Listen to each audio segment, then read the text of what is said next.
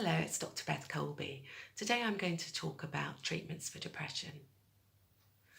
Okay, you tell me, I think I might be depressed. I've looked up different symptoms and I seem to have a few of them.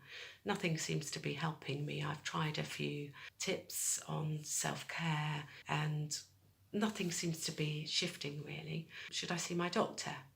Well, I would suggest that if you think that you may be depressed, make an appointment to see your GP.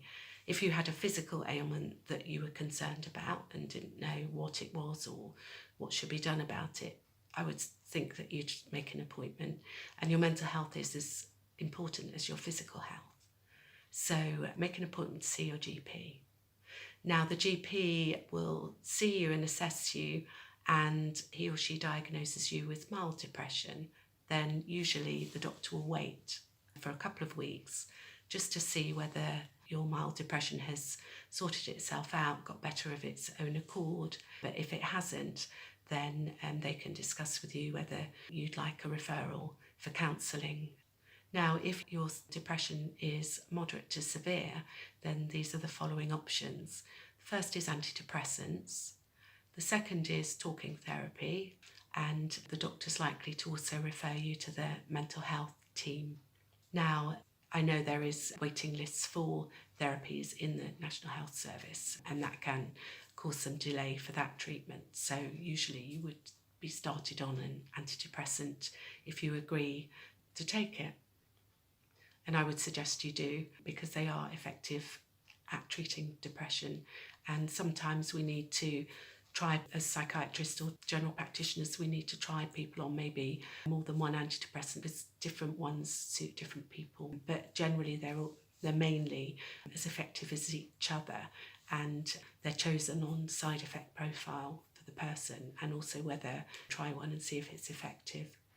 Now, there are various different therapies, talking therapies, there's cognitive behaviour therapy, there's interpersonal therapy, there's psychodynamic or psychoanalytic psychotherapy, and there's couples therapy, individual therapy. There are so many different types of talking therapies which I'm not going to go into now.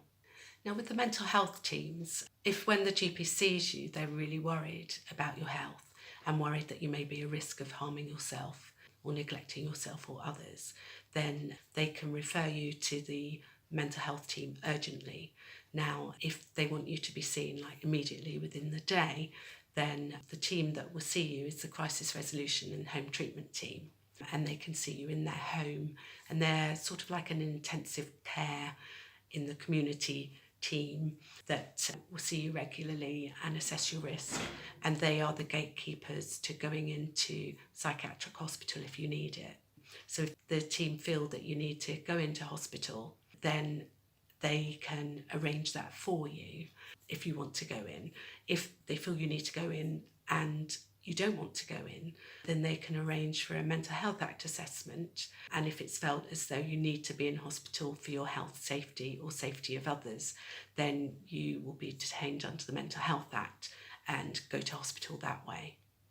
Now, if the GP doesn't feel you need to be seen absolutely urgently, as in the next 48 hours, they will refer you to a community mental health team, and you'll probably be seen by them within a couple of weeks.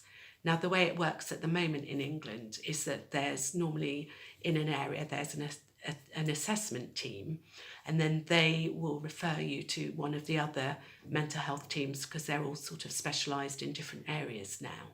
So unfortunately it means that you'd be seen by the assessment team, usually by two mental health professionals, one of which is likely to be a psychiatrist, and then you get referred to another mental health team if they feel it's appropriate for you to be within the mental health service, and then you'll be seen again by a psychiatrist and one other mental health professional, such as a social worker, a psychiatric nurse, or a psychologist.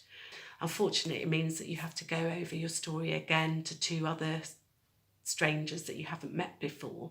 So it doesn't really help with continuity of care. But one good thing is at least you're being seen by the team that will be able to meet your needs best.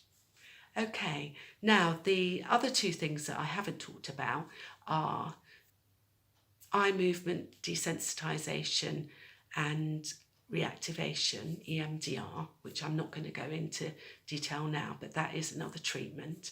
And the other one is electrical treatments to your brain.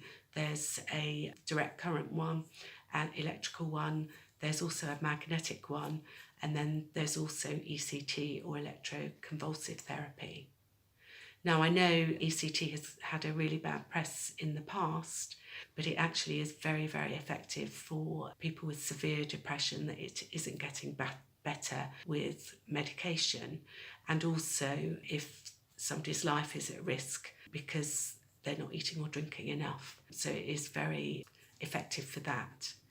And if you are suffering from depression and your health is at risk and you don't agree to having ECT, then this can be given under the Mental Health Act for you. You don't have capacity to consent. A second doctor, called a second opinion appointed doctor, would come and see you to assess your capacity for making the decision and to discuss it with you as to whether you are consenting or not.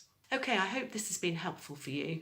So in summary then, I've talked about mild depression, where the GP may watch and wait and then offer counselling if it's not getting better.